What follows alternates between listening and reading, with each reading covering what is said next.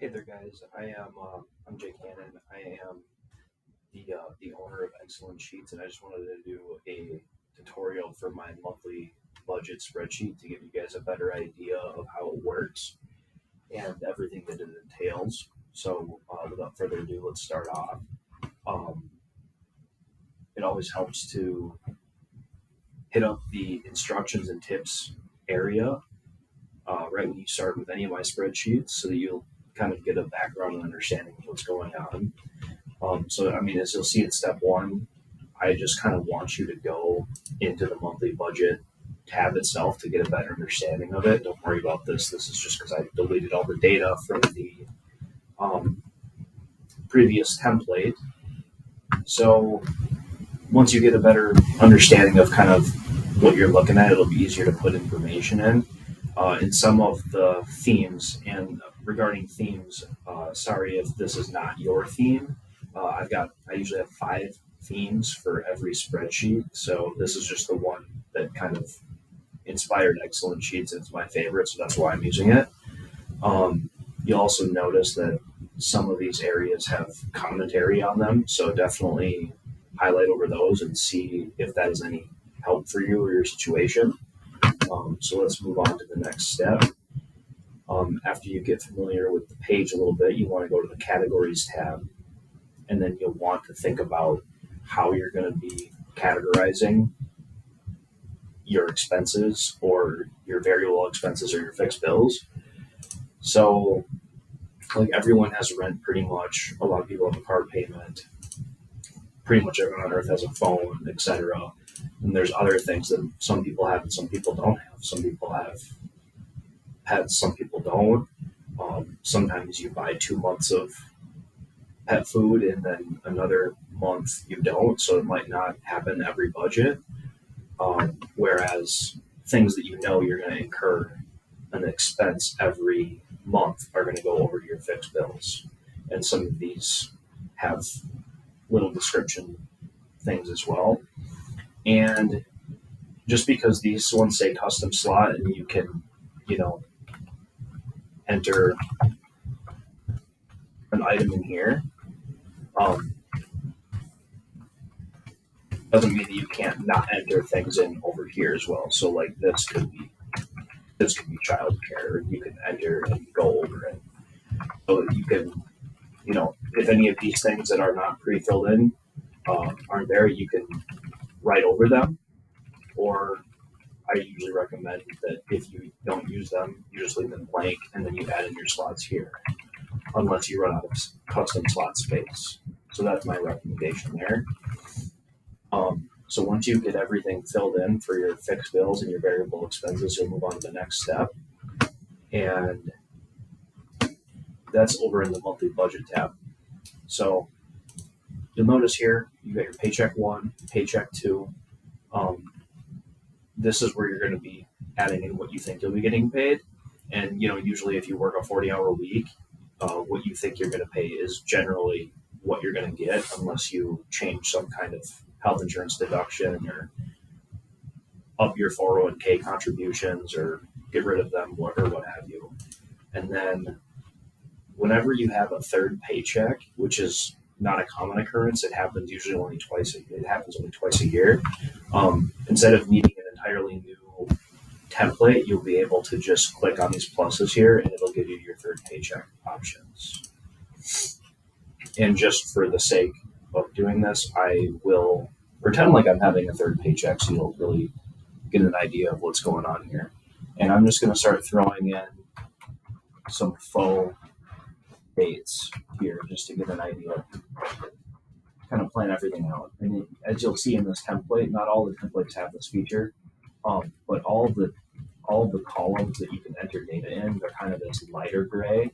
And then all of the formula linked ones, you'll see there's a formula in here, they are black. So you're not going to want to put anything into any of these formulas here. But you will be able to over here. So let's keep going. We'll say that we, paid $2,000 in our rent payment.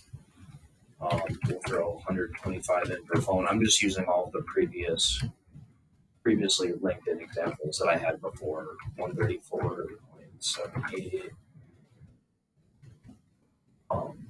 Say for streaming, we're at $15 a month. Dental insurance, 17.89. Childcare, 500. Retirement, $50. And then you'll want your dates in here as well.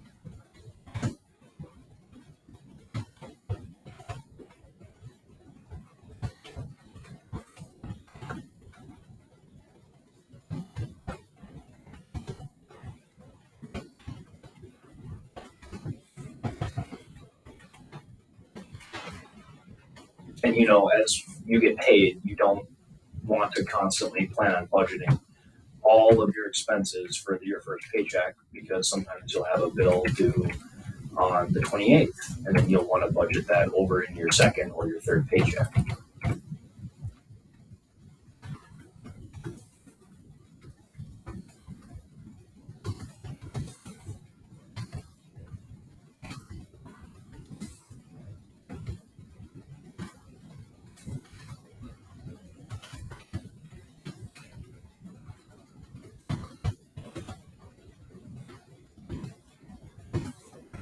Like an example right here is like, yeah, there's a due date for 4/28, but usually you pay your childcare in installments like every other week or weekly, so you can spread that out so it's a little bit more realistic of what's going to actually be happening.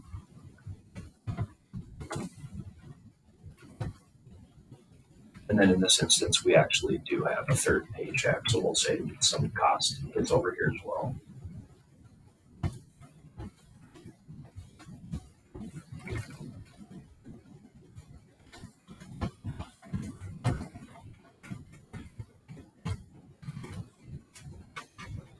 And we'll want to budget for not just our bills that we'll be having, but variable expenses that we're going to be incurring. Most people go grocery shopping every other week or every week. It kind of just depends on your situation. But I'm going to fill in data over here as well from our, what do you call it? I have a faux bank statement that I'll be linking in the description so that you can actually check that out and just see where I'm coming up with a lot of these items.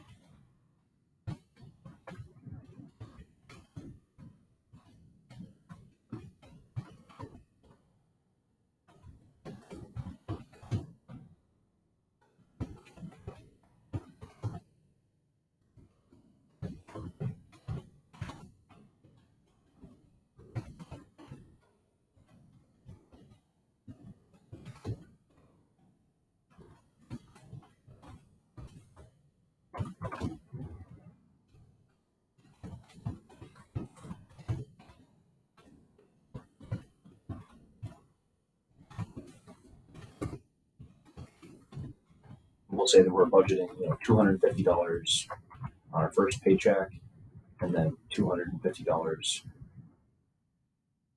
for our last paycheck, and then $100 for our third paycheck.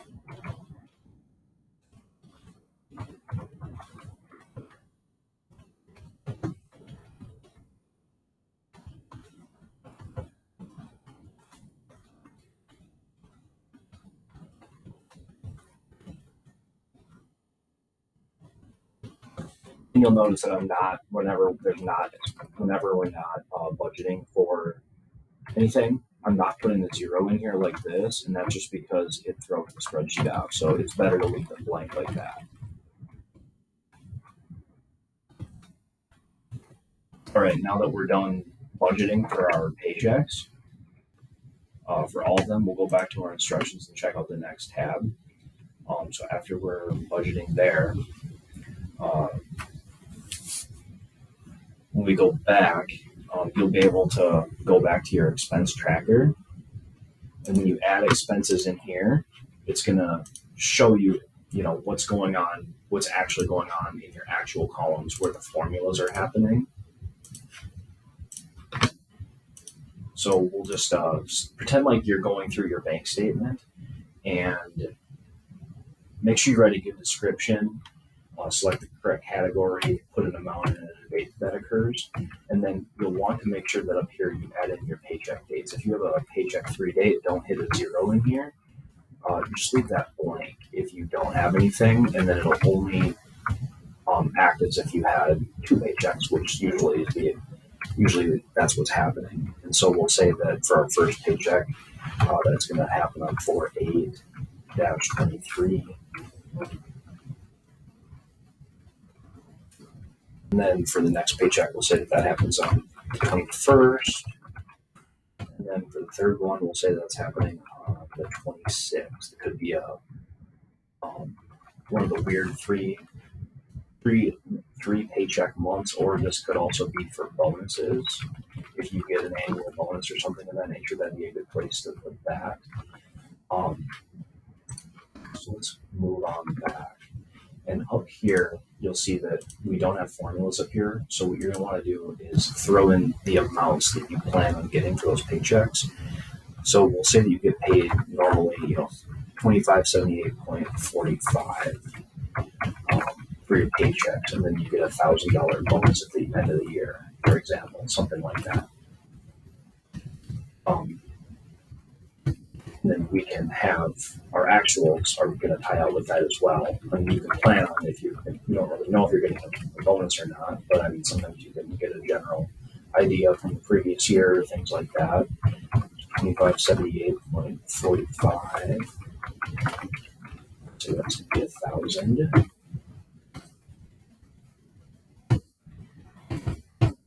And then you'll see that we don't have anything hitting actuals yet because we haven't put anything in yet. So we'll say that we have our rent payment, which would fall under mortgage rent for $1,800, and we'll say that that is due on the 1st.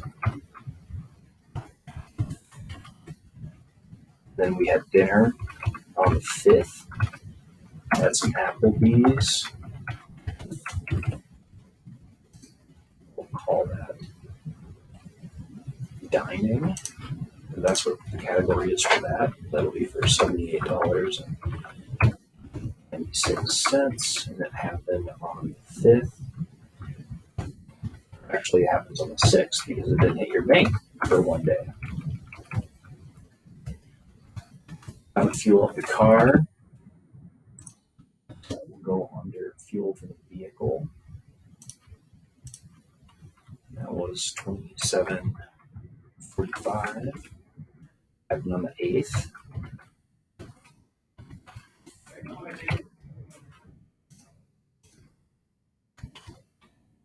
Walking out with your friends.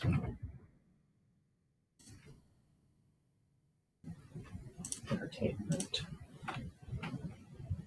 Some expensive entertainment right there.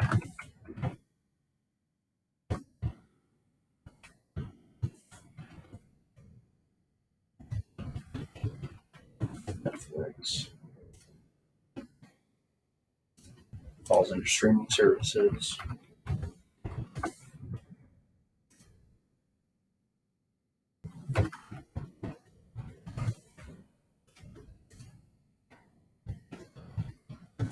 Hulu falls under streaming services.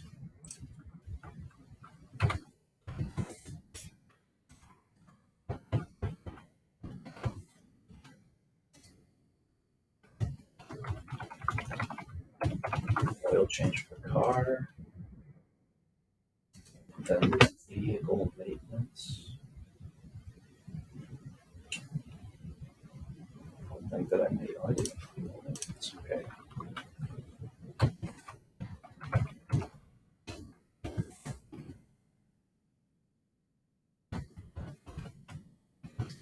All right. I think you guys kind of get the idea of what's going on here. You enter all of your expenses in here. There is room to go down to 500. So, I mean, most times you're not going to be running into that unless you have a lot of like microtransactions. You know, but in most cases, that's not going to be the occurrence. But as you'll see here now, you have dollars actually being allocated in your actual columns over here. So all those dollars that we allocated, they're all where they're supposed to be in here. And you'll see, if you don't believe me, you can go here, highlight all of the actuals here. And the sum of that is 2,228.09. And in our expense tracker, we've got 2,228.09. So it definitely works and it ties out. And then once you get to that point when you're all done and you're all categorized, then that's when you can start kind of, going through a lot of the analysis aspect of it. So you can, look at here and say, all right, how much money was I short of budgeting? In this case, we're actually negative, which is not good. But you get the gist of it. You'll see how much you need to budget, how much money you haven't spent yet. If you're doing normal budgeting, you're not ever going to budget for a net loss. But if this happens, like you'll see here in this cell, like if this is a positive number, this cell will say net gain, so you'll know you're in the green, you're good. Same thing with the net gain, but this is like, in my opinion, the net gain, that's the most important number right here. You want this number to be positive. Whatever this number is positive is how much you are ahead that month. So if you're doing a zero-based budget, you're going to be hoping that this number is near zero because you want to be spending the entirety of your money. There's other budgeting strategies as well. Another one could be just making this number as large as you can, and then, like if you're at 39.28, maybe you put $3,500 in your investment account or your savings account or what have you, and that's another way to get ahead. But it's just a good indicator of knowing, whether you won or whether you lost that month.